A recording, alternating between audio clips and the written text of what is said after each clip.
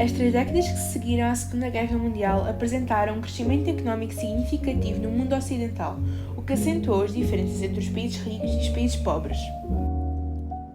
Os anos de 1960 foram marcados por uma explosão de cultura do consumo que mudou bastante a sociedade. O consumo foi incentivado no público através de um aparato publicitário que se tornou cada vez mais persuasivo e que fomentava a compra de produtos como uma forma de realização pessoal do indivíduo para a satisfação dos seus desejos. A publicidade e a forte presença dos meios de comunicação na vida cotidiana contribuem para a divulgação dos valores deste modelo de sociedade, uma sociedade de consumo. Os mass media tornam-se meios de comunicação de massas, sendo canais de difusão e meios de expressão que despertam em determinados públicos comportamentos globais e uniformizados. O desenvolvimento da eletrónica aperfeiçoou também os meios de comunicação e revolucionou completamente as tecnologias de comunicação, o que facilitou a transmissão e a recepção de informação. A expansão dos sistemas informáticos a todos os setores da sociedade, a generalização da atividade humana ao espaço virtual e a linha da internet, a vulgarização das telecomunicações sem fios e dos satélites transformaram totalmente o panorama da sociedade do final do século XX, tornando-a uma aldeia global. A evolução da internet transforma a sociedade contemporânea numa aldeia global, abrindo novos mercados, angariando mais consumidores e gerando uma aculturação dos povos, ou seja, a existência de contacto entre culturas diferentes e as consequências que esse processo tem inerente. A sociedade da rede é uma estrutura complexa na qual a informação circula, tendo como objetivo a interação entre o indivíduo e a rede. A revolução da era digital, do espaço virtual e da aldeia global teve um grande impacto na vida cotidiana das pessoas, modificando as formas de comunicação, de pensamento e de comportamento e interferindo nos seus costumes e hábitos de vida.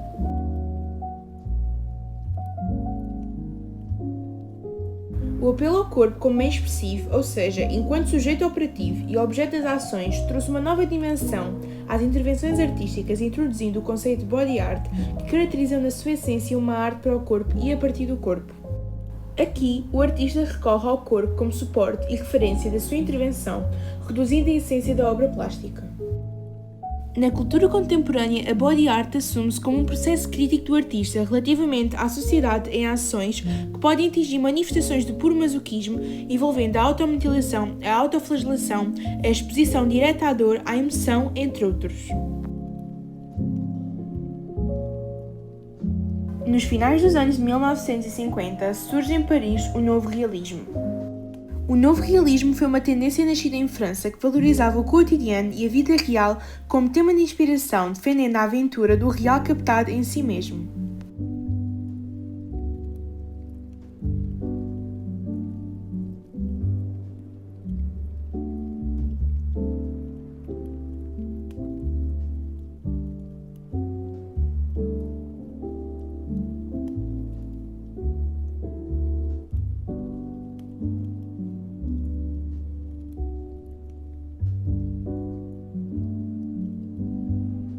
Foi com objetivos muito semelhantes que desenvolveu na década de 1950, na Inglaterra e nos Estados Unidos, a pop art, um movimento artístico enraizado na cultura da civilização urbana, nos mass media e nos objetos e imagens produzidos pela sociedade de consumo. Como meios expressivos, a pop art utilizava os procedimentos da publicidade, da banda desenhada e técnicas que favoreciam a estandardização do objeto final, tal como um vulgar produto comercial. Neste movimento, os artistas trabalhavam com cores vivas e modificavam o formato destes objetos. A técnica de repetir várias vezes o mesmo objeto com cores diferentes e a colagem foram muito utilizadas.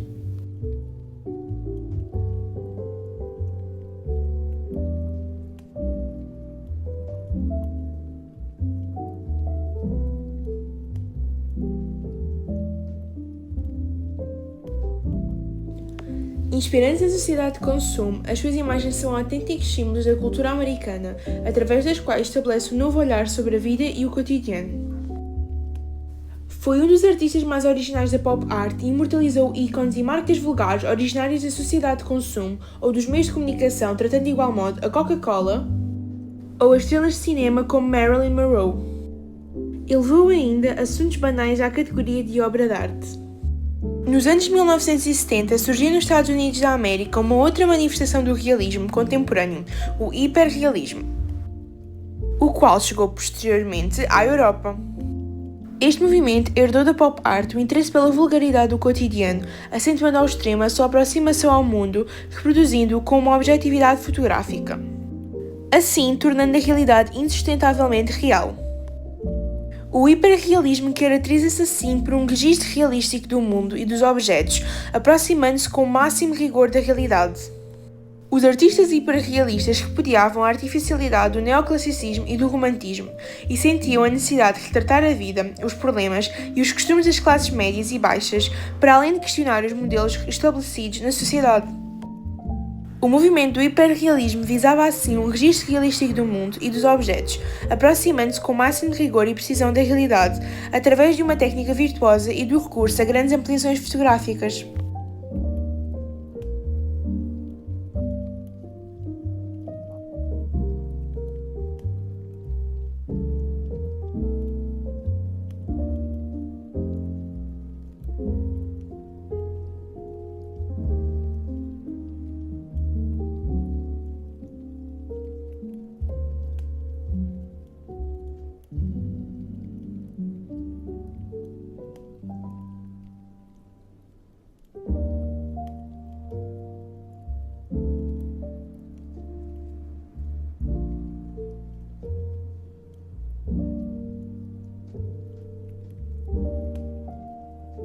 Criou também estruturas abstratas, coloridas, estáticas e autossustentadas, apoiadas nos solos estáveis, que produziam uma forte dinâmica através da articulação ativa entre a forma, a cor e o movimento.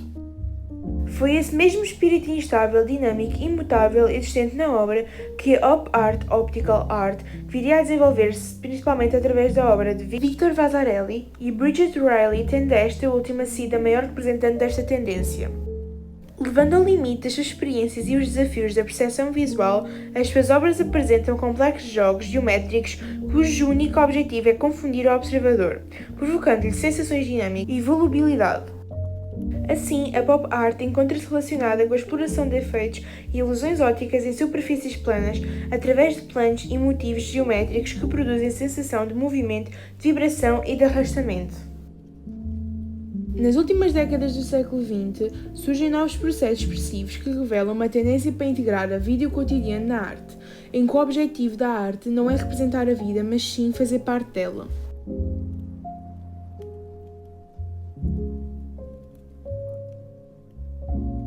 O happening é uma manifestação artística que valoriza o ato criativo em detrimento da obra plástica. Ou seja, caracteriza um determinado acontecimento que se desenvolve na presença do público sem que o artista recorra a outros meios a não ser o seu próprio corpo. No happening, o artista gera uma sucessão de acontecimentos que tendem a estimular o envolvimento do público, sendo a própria personalidade do artista que constitui a obra. Através do seu corpo, dos seus gestos, das suas atitudes e comportamentos expressivos, ele estabelece uma relação de comunicação entre os intervenientes, incluindo o público. O happening pode constituir numa representação teatral, improvisada ou encenada que integra a envolvente e o próprio espectador na sua ação. No entanto, se a intervenção se centra no seu próprio corpo, estamos na presença de body art. Outras tendências artísticas que contemplam uma ação espetacular protagonizada pelo artista contribuíram para alargar o happening como técnica expressiva. É o caso da performance, que baseando-se na dinâmica e na estética do espetáculo, alargou o seu âmbito de intervenção a outras áreas combinando teatro, música, dança, artes visuais, pintura, vídeo, cinema, entre outros. Foram diversas as situações em que os artistas contemporâneos sentiram a necessidade de alargar o objeto das suas intervenções ao espaço envolvente. É o caso da instalação, que consiste numa obra integradora de vários meios expressivos num espaço arquitetónico interior ou exterior. Apesar da sua generalização e da sua sofisticação de meios a que o artista cada vez mais recorre, como o vídeo e o som, a instalação continua a utilizar uma linguagem complexa, residindo nessa questão o seu desafio e o seu crescente interesse. Contrariando a abundância que se verificava na sociedade de consumo e da cultura pop, o silêncio, a ação mínima, assim como a redução dos efeitos expressivos da obra, é aquilo que a arte minimal, por sua vez, vem propor. A arte minimal desenvolveu-se nos Estados Unidos da América nas décadas de 1960 e 1970 e propunha a forma pura, a clareza, a simplicidade neutral e a retirada de tudo aquilo que fosse considerado acessório do objeto artístico. Os minimalistas valorizam as estruturas geométricas, as matrizes lineares e a simplicidade das composições, afastando-se de toda a representação, figuração ou referência a algo existente. Assim, as obras minimalistas caracterizam-se pela apresentação de objetos unitários, pela repetição de estruturas primárias, matrizes lineares e grelhas com uma precisão matemática cujas formas são integradas e relacionadas com o espaço envolvente, invocando uma experiência física do espectador com a obra. A arte conceptual tornou-se um fenómeno internacional a partir de 1965, centrando a sua preocupação no seu processo criativo, no processo artístico em detrimento do objeto final. O conceito que gerou essa ideia torna-se mais importante que a obra em si. São assim utilizados todos os elementos que suportavam a concepção da obra, tais como os textos, mapas, diagramas, documentos, vídeos, fotografias, desenhos, entre outros, sendo esses elementos que constituem a obra em si. Foi só Lewitt que criou o termo arte conceptual para se referir a um projeto artístico no qual a ideia era mais importante que a obra em si. A arte conceptual pode ser considerada como uma abordagem crítica e analítica da própria linguagem da arte e do processo criativo. A influência do minimalismo e da arte conceptual fez-se sentir numa série de novas experiências artísticas que marcaram toda a década de 1970. Estes artistas alargaram a atividade artística até campos e universos que até então não tinham sido explorados. Estas novas expressões vão privilegiar uma liberdade total e expandir a sua ação a operações de todo tipo. Assim, apropriaram-se das paisagens, dos ambientes, das tecnologias, dos materiais e de todas as linguagens com o objetivo de instaurar a presença do homem no mundo através do puro ato estético. Assim, artes da terra, de que land art é a expressão mais evidente, dirigem-se à expressão que o nome indica. Nas paisagens ou nos espaços públicos, tirando partido das tecnologias que permitem ao homem sobrepor-se à natureza. Em virtude da grande escala em que estas ações se verificam e aos locais que por vezes são inacessíveis, as obras só podem ser vistas através de fotografias ou de vídeos. Artistas como Robert Smithson, Mitchell Heiser ou Walter de Maria protagonizaram os primeiros passos para que pudesse acontecer uma reformulação das linguagens, rejeitando a tradicional obra de galeria e a escolha da natureza como território privilegiado de intervenção. O pós-modernismo surge nas derradeiras décadas do século XX, tendo como fundo a massificação da informação, a homogeneização cultural, a globalização dos mercados e do consumo e a expansão das tecnologias e de comunicação. O pós-modernismo pode ser, assim, caracterizado como um período de revisão e fusão de estilos e de meios e de processos, tendo como fundo a emergência das tecnologias de comunicação e a era da informação. O pós-modernismo assume uma expressão mais evidente na arquitetura, na reação à frieza tecnológica do funcionalismo e do modernismo, passando-se a recorrer a uma linguagem eclética, historicista e vernacular. Simultaneamente desenvolve-se uma linguagem high-tech, valorizando e tornando visíveis as estruturas técnicas e materiais oriundos da alta tecnologia. O desconstrutivismo surge posteriormente como uma tendência para libertar a arquitetura de conceitos modernistas.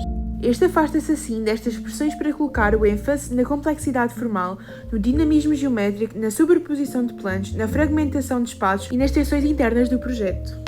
Em Portugal, a aberta política proporcionada pela Revolução de Abril favoreceu o exponencialismo e o desenvolvimento de novos processos criativos, tais como o happening, a performance e a instalação, bem como o contágio das linguagens minimalistas e conceptuais absorvidas no exterior. Nos vários campos de arte e de arquitetura, impôs-se uma nova geração de artistas e arquitetos mais próxima dos movimentos internacionais, mas definindo linguagens e percursos muito personalizados e contextualizados.